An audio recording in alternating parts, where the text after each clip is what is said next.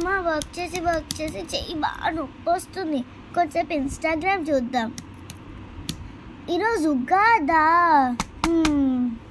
ఎవరో వచ్చినట్టున్నారు. చెప్పండి. హ్యాపీ ఉగాది అండి. థ్యాంక్ యూ అండి, మీకు కూడా హ్యాపీ ఉగాది. స్వీట్ బాక్స్ పంతులు గారు గుడిలోంచి ఇమ్మని చెప్పారు. సరే అండి, బాయ్ అండి. బాయ్ అండి, వెళ్ళేసి వస్తాం మళ్ళీ. హ్యాపీ ఉగాది. అసలు ఉగాది ఎందుకు జరుపుకుంటారు? అసలు కొత్త బట్టలు ఎందుకు తీసుకుంటారు ఉగాది రోజు? అసలు ఉగాది పచ్చడి ఎందుకు చూస్తారు? అసలు ఉగాది అంటే ఏంటి? ఉగాది చెప్పేవాళ్ళే కదా.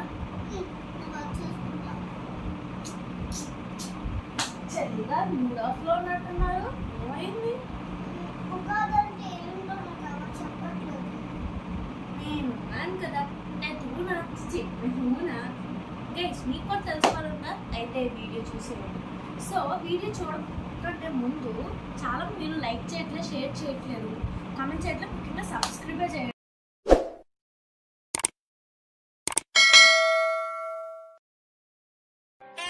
అసలు ఉగాది అనేది మన తెలుగు వారిలో కొత్త సంవత్సరానికి, కొత్త యుగానికి నాంది పలుకుతుంది.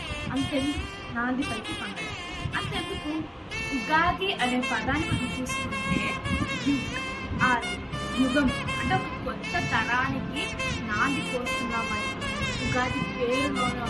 సో ఉగాదిని మనం లూనార్ క్యాలెండర్ బట్టి సెలబ్రేట్ చేసుకుంటాం అన్నమాట. ఉగాదికి చాలా థియరీస్ ఉన్నాయి. సో థియరీ నెంబర్ 1 ఏంటంటే 12th సెంచరీలోని ఒక ఫేమస్ మ్యాథమెటిషియన్ భాస్కరాచార్య ఏమన్నారంటే ఉగాది అనేది కోల్డ్ హార్ష్ వింటర్ తర్వాత చెట్లు అనేవి మళ్ళీ కొత్తగా చిగురిస్తాయి కాబట్టి ఉగాది దానికి కూడా ఒక చిహ్నం అని చెప్పారు. Theory number 2. సో ఉగాది రోజున సృష్టికర్త అయిన బ్రహ్మదేవుడు కరెక్ట్గా ఈ రోజు అంటే ఉగాది టైంలోనే భూమిని క్రియేట్ చేశారని కూడా మనకి ఒక థియరీ అయితే. Theory number 3. ఉగాదిలో ఒక మెయిన్ స్టోరీగా కూడా దీన్ని చెప్తారు. ఒకానొక టైంలో సౌముఖాసురుడు అనే రాక్షసుడు బ్రహ్మదేవుడి దగ్గర నుండి 4 వేదాలు దొంగలించి సముద్రంలో దాక్కుంటాడు. అప్పుడు శ్రీ మహావిష్ణు మత్స్యావతారం ఎత్తి సౌముఖాసురుని వధించి బ్రహ్మదేవుడికి వేదాలను తిరిగి ఇస్తాడు. అప్పుడు సృష్టికర్త అయిన బ్రహ్మదేవుడు ఆ 4 వేదాలతో ఈ ప్రపంచాన్ని సృష్టించారు అని కూడా చెప్తారు మన పెద్దలు. మీకు మీ కుటుంబ సభ్యులకి హ్యాపీ ఉగాది. అక్క, అసలు ఉగాది ఎలా సెలబ్రేట్ చేసుకోవాలి చెప్తాను విను.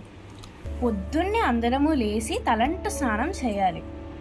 తలంటు స్నానం ఎందుకంటే మామూలు రోజుల్లో ఆయిల్ అనగా తైలంలో లక్ష్మీదేవి, నీటిలోని గంగాదేవి ఉంటారు.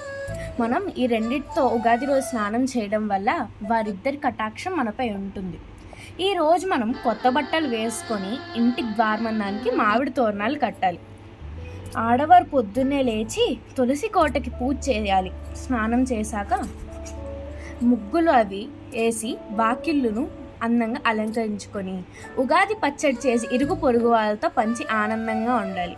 అలాగే ఈరోజు కుటుంబంతో కలిసి మంచి పిండి వంటలు వండుకొని తింటే కలకాలం చల్లగా ఉంటారు.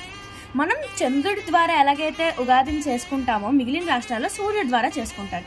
పంజాబ్లో బైసాఖి అని పిలుస్తారు. మహారాష్ట్ర గురుపావడ అని పిలుస్తారు మన ఉగాదిని.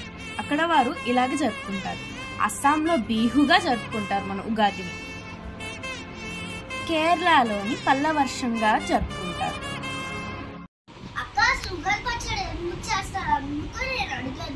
చెప్తా. ఉగాది పచ్చడిలో మనం షడ్రుచులను వేస్తాం. ఎలా అంటే తీపి, కారం, పులుపు, చేదు, వగర, ఉప్పు. ఈ 6 రుచులు మన హ్యూమన్ ఎమోషన్స్కి, ఫీలింగ్స్కి చాలా దగ్గరగా ఉంటాయి. ఎలా అంటే తీపి ఆనందాన్ని, కారం కోపాన్ని, ఉప్పు భయాన్ని, చేదు బాధని, పులుపు ఆశ్చర్యాన్ని, వగరు అసహ్యాన్ని రిసెంబుల్ చేస్తాయి. వీటన్నిటిని కలిపి మనం పచ్చడి చేసుకోవడం వల్ల అండ్ వీటిని తినడం వల్ల మన జీవితంలో ఈ 6 ఫీలింగ్స్ అనేవి బ్యాలెన్స్డ్గా ఉండి లైఫ్ అనేది బ్యాలెన్స్గా ఉంటుందని మన పెద్దవారు నమ్ముతారు. అక్క, మనము వినాయక చవితికి వినాయకుడిని పూజిస్తాం. కృష్ణ జన్మాష్టమికి కృష్ణుని పూజిస్తాం, దసరాకి అమ్మవారిని పూజిస్తాం. మరి ఉగాదికి ఏ దేవుణ్ణి పూజిస్తాం? తప్పకుండా చెప్తాను, విను. మనం జనరల్గా ఉగాది రోజు బ్రహ్మదేవుని పూజిస్తాం. ఎందుకంటే థియరీ నెంబర్ 2 and 3 ప్రకారం ఈ ఉగాది నాడే బ్రహ్మదేవుడు మన ఎర్త్ అనగా భూమిని మనందరినీ క్రియేట్ చేశారు. కానీ ఈ సంవత్సరం స్టార్టింగ్లో మనం ఇంకొందరు దేవతల్ని కూడా ప్రార్థిస్తాం. వారెవరో మనం ఇప్పుడు చూద్దాం. వినాయకుడు. మన ఏ శుభకార్యం తలపెట్టినా సరే ఎప్పుడు అయినా ముందుగా వినాయకుడిని పూజించడం మన తెలుగు మరియు హిందూ సాంప్రదాయం. కాబట్టి ఈ సంవత్సరం ఎటువంటి శుభకార్యం తలపెట్టినా ఎటువంటి అడ్డంకులు లేకుండా దిగ్విజయంగా జరగాలని వినాయకుడిని ప్రార్థిస్తాం. శ్రీరాముడు వాళ్ళకి ఈ సంవత్సరం అంతా మనం నీతిగా నిజాయితీగా కుటుంబంతో సంతోషంగా ఆనందంగా ఎటువంటి గొడవలు కలహాలు రాకుండా ఉండాలని శ్రీరాముడిని మనం పూజిస్తాం. తర్వాత మహావిష్ణువులాగా ఎప్పుడు 10 కాలాల పాటు చల్లగా ఉండి ఈ సంవత్సరం ఎటువంటి అనార్థం రాకుండా నిత్యం స్వామివారిని పూజిస్తూ ఉండాలని విష్ణుమూర్తిని మనం ప్రార్థిస్తాం. ఆది పరాశక్తి పార్వతీదేవి ఎప్పుడు శివుడిలో సగం. సో కొత్తగా పెళ్ళైన జంటలు పార్వతీదేవిని సంవత్సరం స్టార్టింగ్లో ప్రార్థిస్తే వారి ఊరు కూడా శివపార్వతుల్లాగా ఎప్పుడు కలిసే ఉంటారని మన పెద్దవారు నమ్ముతారు. ఇక లక్ష్మీదేవి ప్రతి ఒక్కరి ఇంట్లో కొలువయ్యే ఒక అద్భుతమైన తల్లి. ఆ తల్లి ఎప్పుడు మన ఇంట్లోనే కొలువై ఉండాలని మనము సంవత్సరం స్టార్టింగ్లో లక్ష్మీదేవిని ప్రార్థిస్తాం. అమ్మ ఇందాక పంచాంగం కొనడానికి వెళ్ళింది కదా, ఎందుకు ఉగాది రోజు అందరూ పంచాంగం కొనుక్కుంటారు? ఇందాక చెప్పినట్టు ఉగాది అనేది కొత్త సంవత్సరానికి ప్రారంభం కాబట్టి సంవత్సరం ప్రారంభంలో మన అందరి రాసులు నక్షత్రాలు బట్టి ఆదాయం, వ్యయం, అవమానం, రాజపూజ్యం, ఆరోగ్యం వంటివి ఎలా ఉంటాయో పురోహితులు ఈ పంచాంగం ద్వారా చెప్తారు. పంచాంగాన్ని కొంతమంది మహాపురోహితులు రాస్తారు. కొన్నిసార్లు పాత పంచాంగం నుంచి కూడా కొన్ని సలహాలను తీసుకొని పంచాంగాలు అనేవి ప్రతి సంవత్సరం ఉగాది టైంకి రాస్తారు. దీన్ని మన అందరం కుటుంబాలతో కూర్చొని పురోహితులు పంచాంగ పఠనం చేస్తున్నప్పుడు వింటే మంచి జరుగుతుందని మన పెద్దలు నమ్ముతారు. అందుకేనా మన పొద్దున్న పంతులు గారి ఇంటికి వెళ్ళి పంచాంగం విన్నాము. మొన్న కూడా నేను స్కూల్కి వెళ్తున్నప్పుడు చూశాను, బస్సులో నుంచి ఒక చెట్టు కింద పంతులు గారు కూర్చొని ఏదో రాస్తున్నారు. అయితే పంచాంగం అసలు ఉగాది గురించి ఏదైనా పురాణాల్లో రాసుందా? డౌట్. మన పురాణాల ప్రకారం కొన్ని గ్రంథాల్లో ఏం రాసిందంటే మహాభారతం టైంలో కూడా ఉగాదిని జరుపుకునేవారని రాసింది. కానీ అప్పట్లోని ఇప్పుడు మన ఇంట్లో జరుపుకున్నట్టుగా జరుపుకోరు. పురోహితుల దగ్గరికి వెళ్ళి వారికి దానాలు ఇచ్చి వారు చెప్పే కథలు విని చైత్రశుద్ధ పాడ్యమి నాడు ఈ ఉగాది పండగను అనేది జరుపుకునేవారు అన్నమాట.